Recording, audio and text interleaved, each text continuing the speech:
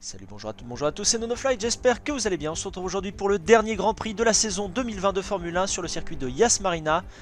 Le Grand Prix durera un total de 305 km et le meilleur temps a été réalisé par Daniel Ricciardo. Mais sans plus attendre, voilà mon débrief, c'est parti. Alors tout d'abord, si on parle un petit peu des stratégies, il y avait des stratégies comme vous voyez ici en pneu soft au début ou en pneu médium. Certains sont partis en hard comme Daniel Ricciardo qui fera un grand relais de plus de 40 tours. En ce qui concerne la grille de départ, donc vous l'avez ici, pas besoin de revenir dessus. Il va y avoir des changements, pas importants mais il va y en avoir. Et donc on va démarrer tout de suite avec le départ. Alors le départ, on retrouve toujours le Max Verstappen qui garde sa première place, suivi de Bottas, d'Hamilton, de Sainz, Albon et Norris. Ce top ne change pas. On voit sur cette image que les Renault derrière sont un petit peu bloqués par les AlphaTauri, suivi des Ferrari, puis des Haas, des Alfa Romeo et des Williams. Les Racing Point se retrouvent un petit peu éparpillés en dernière position et dans le milieu de peloton. Bref, un premier départ sans accrochage, sans blocage. Le Grand Prix a été vraiment clean. On a eu dès le tour 2 quelques batailles comme ici entre Esteban Ocon et Pierre Gasly avec des stratégies de pneus différentes. Vous voyez que Gasly est en soft et Ocon en médium, donc les softs vont un peu plus vite comme je vous l'ai déjà dit dans une précédente vidéo. Et là on arrive dès le tour 10, Perez, malheureux Perez, se retrouve out, donc hors course suite à une casse moteur. Donc on a vraiment entendu le bruit du moteur qui est monté dans les tours. Casse moteur juste sous l'immeuble, enfin sous l'hôtel très connu, tout illuminé la nuit. Donc du coup, ce qui a donné suite à un virtual safety car, le temps de dégager la voiture. On voit que la voiture a eu du mal à être dégagée par les marshals, par les agents de course et les agents de piste. Et du coup, ça a donné lieu à un safety car complet par la suite, donc ce qui a fait ralentir un peu la course, qui a changé les stratégies. Racing Point du coup perd, on va dire son meilleur pilote de la saison dès le 10e tour. Très déçu du côté de Racing Point. Suite à ce safety car et pendant ce safety car, beaucoup d'écuries se sont arrêtées, sauf quelques-unes qui avaient des stratégies plus longues, notamment les pilotes qui étaient en hard ont continué car un relais en hard peut durer plus de la moitié de la course. Ce qui était le cas encore de Daniel Ricciardo, je me répète souvent, mais Daniel Ricciardo n'a pas arrêté, à l'inverse de son coéquipier Esteban Ocon qui lui s'est arrêté. Donc suite à ça la course reprend avec quelques changements de position mais pas de grosses écarts entre les pilotes. Et donc la course reprend. La course reprend, je dirais normalement, avec des batailles intéressantes. On voit au tour 17 la bataille entre Sainz et Vettel, avec des stratégies de pneus désormais plutôt passées en hard, donc pour durer tout le restant de la course. Les Ferrari ont été en difficulté. On voit Stroll qui tente une manœuvre un peu osée sur Leclerc sur l'épingle à cheveux, vraiment au tour 19.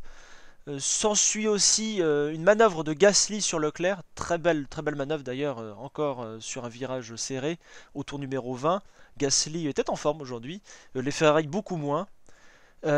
C'est confirmé au tour 22 quand Ocon repasse devant Leclerc, vous le voyez ici, donc toujours dans cette longue ligne droite où il y a autorisation du DRS. Au tour 25, on fait un petit point, mais le top 3 ne change absolument pas. On retrouve Verstappen suivi de Bottas puis de Hamilton. En top 4, Albon prend la 4ème place au McLaren de Sainz et Norris qui font aussi des belles performances.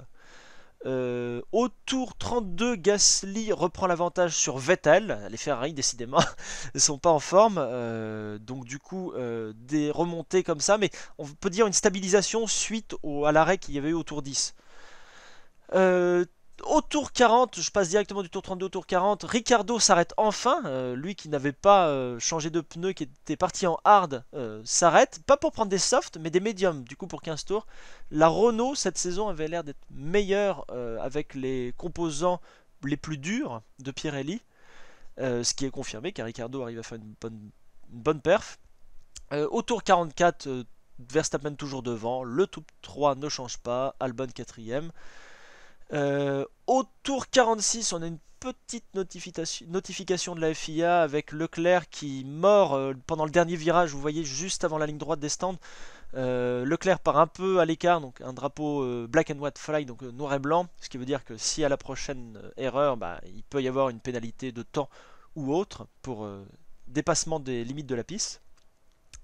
On se fait plaisir du coup chez Williams, tour 49, la caméra de la FIA, de la Formule 1 nous filme le stand Williams avec le petit bonnet de Père Noël de George Russell. Et du coup, on arrive assez rapidement à la fin de cette course, où pendant le dernier tour, on a vu pas mal de choses, pas dans le top 3, car c'est la victoire de Max Verstappen pour Red Bull. Ça fait du bien, même si c'est le dernier Grand Prix, de voir autre chose que de la Mercedes devant, même si vous le voyez, enfin vous le savez, le deuxième est Valtteri Bottas et le troisième Lewis Hamilton. Ça fait du bien de voir autre chose que des Mercedes devant. C'est donc le sacre de Mercedes qui fait à la fois le championnat constructeur et le championnat pilote par Lewis Hamilton. Donc on voit les deux Mercedes qui nous font des beaux donuts sur la ligne des stands, la ligne droite des stands. Donc rien à dire pour cette saison pour Mercedes. Verstappen, qui lui gagne ce Grand Prix, puisqu'on parle du Grand Prix, est très content, évidemment. Voilà, on a de très beaux plans de la victoire de Max Verstappen, qui rapporte donc plus 25 points à son écurie. Max Verstappen qui confirme et a dominé vraiment chez Red Bull cette saison.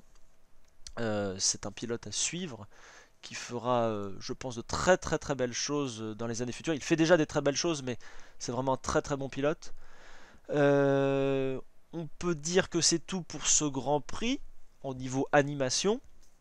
À noter dans le dernier tour le meilleur temps de Daniel Ricciardo, qui signe donc le meilleur temps de ce Grand Prix, et la remontée d'Esteban Ocon pendant le dernier virage sur Stroll, qui donc grappille 1 ou 2 points au classement de cette course. Du coup, on passe au classement. Donc là, j'ai résumé la course, maintenant on passe au classement. Classement de la course, on retrouve donc Verstappen 1, Bottas 2, Hamilton 3. Albon juste derrière Lewis Hamilton, qui remontait d'ailleurs sur cette fin de course, fait une 4ème place.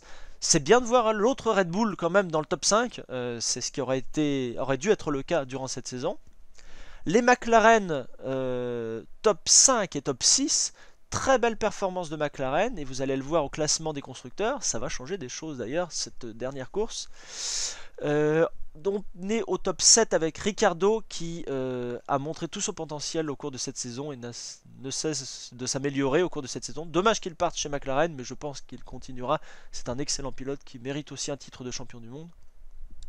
8ème Gasly qui s'insère entre les deux Renault sur AlphaTauri. Gasly est vraiment un bon pilote. Il reste chez AlphaTauri l'année prochaine. On en est content. Je pense que vous êtes content comme moi qu'il reste. 9ème Esteban Ocon qui reste lui aussi chez Renault. Cette fois-ci fait un top 9. Ocon s'est montré plus agressif et plus conquérant en cette fin de saison. Je trouve que c'est une bonne chose que Renault le garde. Et c'est un pilote qui montre son potentiel, je pense, au volant de cette Renault. 10ème, Lance Stroll qui rapporte un petit point pour Racing Point. Vous allez voir que ça va pas être suffisant pour changer le classement qui va suivre des constructeurs. Mais Lance Stroll qui fait des bonnes performances quand même, a fait plusieurs podiums cette saison. Et qui, je pense, je ne sais pas, restera probablement chez Aston Martin, puisque Racing Point deviendra Aston Martin l'année prochaine. 11ème, Kvyat, il a failli marquer un point, l'ami russe, chez AlphaTauri. On a montré un peu, il s'est montré plus dominateur, mais sans dominer Pierre Gasly cette saison. Je ne sais pas si ça suffira pour le garder au volant d'une AlphaTauri l'année prochaine, j'en doute fort. On souhaite bonne chance au pilote russe. 12ème, Kimi Raikkonen, qui là, cette fois-ci, a fait une bonne performance. Toujours hors des points, mais pas loin des points. Raikkonen qui conduit à son niveau et arrive à nous faire des belles performances au volant de son Alfa Romeo. On retrouve en 13ème et 14ème place, ça fait mal pour les fans de Ferrari, ça fait mal d'ailleurs tout court. Leclerc et Vettel qui se retrouvent 13ème et 14ème, grande difficulté, pourtant une stratégie à peu près similaire aux autres écuries, avec un seul arrêt au stand, mais c'est très dur pour l'écurie italienne. On espère qu'ils feront mieux l'année prochaine. 15ème, George Russell chez Williams, rien à dire, il pilote sa Williams comme il peut, il a montré son potentiel chez Mercedes, même si ça n'a pas payé au niveau des points. 16e Giovinazzi chez Alfa Romeo, donc également 16e. Il aurait pu mieux conduire à mon avis. Il a eu quelques belles batailles pendant cette course. Il est à son niveau. 17e Latifi avec 2 arrêts. Le pilote canadien a vraiment du mal avec cette Williams. C'est sa première année, mais on verra bien ce que ça donnera l'année prochaine. On retrouve 18e Kevin Magnussen chez Haas. Kevin Magnussen qui ne sera plus là l'année prochaine en Formule 1. Assez ému, on a vu sur sa dernière course. Le pilote danois. Nous verrons bien ce que l'avenir nous dira pour ce pilote. 19e, Fittipaldi avec 3 arrêts, plus de tours quand même. Le pilote brésilien qui remplace Romain Grosjean du coup pour l'avant-dernier et le dernier Grand Prix. Il conduit quand même correctement cette Haas qui est assez difficile à piloter. Et c'est une bonne chose de voir des jeunes pilotes comme ça intégrer petit à petit la Formule 1, même s'il ne sera pas là l'année prochaine. Et du coup Pérez en out au tour 10, qui lui a une casse moteur. C'est dommage encore pour Pérez. J'espère encore une fois qu'il sera là l'année prochaine dans un autre baquet. Voilà, donc vous voyez le top 10 qui est à moins d'un tour du leader, et au-delà du top 10, on passe à plus un tour du leader. Si on passe maintenant au classement des pilotes. Lewis Hamilton premier, 347 points, Bottas deuxième, 223 points, Max Verstappen qui talonne Bottas à 214 points, 9 points d'écart entre les deux pilotes. Sergio Perez, très joli 4ème place avec 125 points, Daniel Ricciardo 119 points, 5ème. Carlos Sainz qui monte à égalité avec Alexander Albon, 6ème, 7ème, on va dire 6ème place ex aequo avec 105 points. Charles Leclerc, 8ème, 98 points. Lando Norris juste derrière, 9ème, 97 points. Et Cocorico, un Français dans le top 10, Pierre Gasly, 75 points, notamment grâce à la victoire en Italie sur le circuit de Monza. On passe désormais à la 11e place avec Lance Stroll, 75 points. Esteban Ocon, 12e, 62 points, qui s'est montré, vous le voyez, au cours de la saison, un peu plus performant sur cette fin de saison. Sébastien Vettel, le pilote allemand Ferrari, 13e, 33 points. Là, il y a vraiment un énorme écart. Daniel Kvyat, 32 points juste derrière, 14e. Nico Hülkenberg, avec ses deux petites courses, 15e, du coup 10 points. Kimi Raikkonen et Antonio Giovinazzi, 4 points chacun, 16e et 17e pour Alfa Romeo. George Russell, 3 points qu'il a marqué donc sous l'égérie Mercedes. Romain Grosjean, 19e avec 2 points. Kevin Magnussen, 1 point. Et on retrouve du coup aux dernières positions Nicolas Latifi, 21e, puisque Hülkenberg avait remplacé Nicolas Latifi, 0 point pour Williams. Jack Aitken qui a remplacé au dernier Grand Prix chez Williams, George Russell, 0 points. Et Pietro Fittipaldi, 23e, 0 points également. Alors maintenant, vous avez vu le champion du monde et ses dauphins, on peut s'intéresser maintenant au classement constructeur. Alors à l'heure actuelle, je ne pense pas qu'il y aura de réprimande ou de choses comme ça, mais même s'il y en a, les écarts sont suffisamment suffisants pour établir ce classement constructeur comme définitif. On retrouve Mercedes très dominateur avec 573 points. C'est incroyable, c'est impressionnant. Vraiment, il n'y a pas une course où ils n'ont pas marqué de points. C'est très très impressionnant de la part de l'écurie allemande. Mercedes a dominé tous les débats l'année prochaine. J'espère que ça ne sera pas autant le cas l'année prochaine, mais je pense que ça sera le cas aussi. On retrouve du coup deuxième Red Bull avec 319 points. Des très bonnes performances de Max Verstappen. Albon s'est réveillé en fin de saison.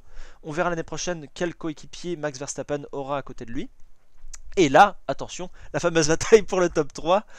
Numéro 3, McLaren Renault. Je dis Renault quand même parce que c'est un moteur Renault. McLaren qui prend la 3ème place avec 202 points et a du coup un très bon résultat à ce Grand Prix d'Abu Dhabi avec 18 points marqués, qui lui permet de passer devant l'écurie Racing Point qui ne marque qu'un seul point de par l'abandon de Sergio Perez et de par la performance plutôt moyenne de Lance Stroll, qui se fait doubler par Ocon d'ailleurs dans le dernier tour. Une dernière moitié de tour d'ailleurs. Et donc du coup McLaren 3ème, 202 points. On a sabré le champagne chez McLaren car c'est une belle performance pour cette écurie anglaise. Racing Point 4ème, 195 points, qui est quand même une très belle performance. Renault du coup termine 5ème de cette bataille avec 181 points.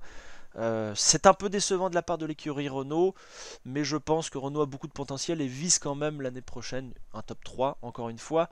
Et on verra avec 2022 et les nouvelles monoplaces, à mon avis, il y aura beaucoup de changements. Du coup, la fin du classement au-delà de la 5ème place ne change pas. On retrouve 6, 7 et 8 Ferrari, AlphaTauri, Alfa Romeo. 131 points, 107 points et 8 points. Les écuries italiennes dans le mal, surtout Ferrari. Grosse contre-performance.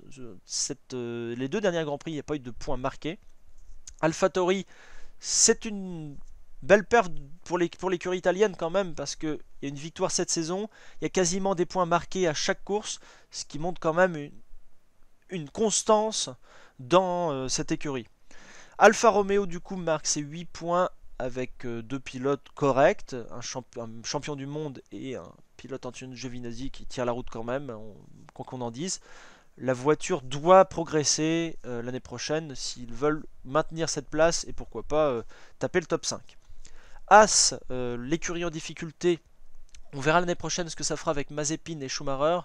Ça peut promettre des belles choses. Une écurie qui va se renouveler l'année prochaine. Finit donc cette année 9ème avec 3 points. Et 10ème et bon dernier, ça fait très mal. Il n'y a rien de marqué, il n'y a que des traits partout. C'est Williams, 0 points. George Russell est un bon pilote, il l'a montré avec la Mercedes qu'il a su très bien conduire. Mais Williams reste dernière de cette saison. Voilà, c'était le dernier Grand Prix. La vidéo va durer peut-être 20 minutes de la saison donc d'Abu Dhabi. J'étais très content de faire cette fin de saison avec vous, avec les débriefs Grand Prix. C'est un format qui marche moyennement bien sur ma chaîne, mais j'aime bien parler avec vous, faire le débrief. Je termine ma vidéo là actuellement. Au moment où je vous parle, il est 16h43 le 13 décembre 2020. C'était NoNoFlight. Pour la suite des vidéos, je vais continuer au moins une vidéo par semaine sur ma chaîne et je vous promets 1 à 2 vidéos par mois sur la Formule 1. Nous allons parler plutôt technique, nous allons parler mercato au niveau des pilotes et donc les gens qui s'abonnent pour de la Formule 1 sur ma chaîne ne seront pas perdus et retrouveront toujours de la Formule 1. Il se peut que vous voyez d'autres vidéos, d'autres jeux vidéo, donc des aides, comment régler certains jeux, comment régler certains volants, un peu de software et d'hardware, donc aussi bien logiciel que aide à la conduite, volant, manette. C'était NoNoFlight. Si tu ne connais pas ma chaîne, tu peux t'abonner. Il y a une vidéo minimum par semaine qui sort. Laissez un pouce bleu si la vidéo t'a plu, un pouce vers le haut maintenant parce qu'il n'y a plus de couleur. Et commente si tu as des idées ou des informations à me donner, des idées d'amélioration pour ma chaîne.